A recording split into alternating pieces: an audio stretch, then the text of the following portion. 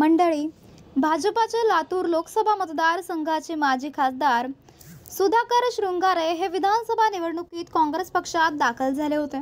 मात्र आपण काँग्रेस पक्षात नसल्याचे त्यांनी लोकसत्तेशी बोलताना सांगितले.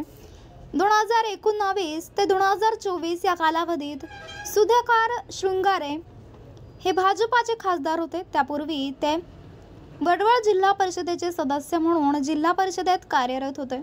भाजपाने तत्कालीन खासदार डॉक्टर सुनील गायकवाड यांना उमेदवारी नाकारत सुधाकर शृंगारे यांना 2019 मध्ये उमेदवारी दिली होती व त्यांनी 3.25 लाखपेक्षा अधिक मताधिक्याने लातूर लोकसभा मतदारसंघात विजय संपादन केला होता.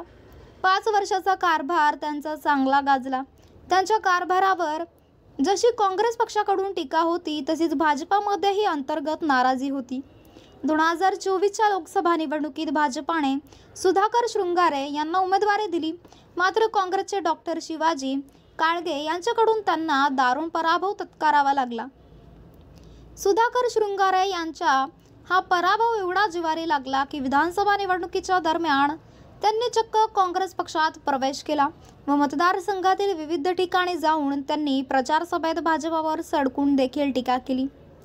मात्र याचा कसलाही परिणाम विधानसभा निवडणुकीत झाला नाही व लातूर शहर मतदारसंघ वगळता सर्व ठिकाणी काँग्रेसला अपयश आले.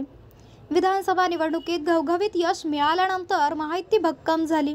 केंद्रात व राज्यात दोन्ही ठिकाणी माहितीचे सरकार आले. त्यामुळे कदाचित सुधाकर शृंगारे यांना आपली चूक कळलेली असावी. त्यामुळेच त्यांनी आपण काँग्रेस पक्षाला सोडचिठ्ठी दिली असल्याचे सांगितले असावे. पुढे आपण काय करणार या संबंधी त्यांनी अद्याप सुतोवाच केलेला नाहीये. लवकरच आपल्याला कळेल अशा शब्दात त्यांनी आपली प्रतिक्रिया व्यक्त केली.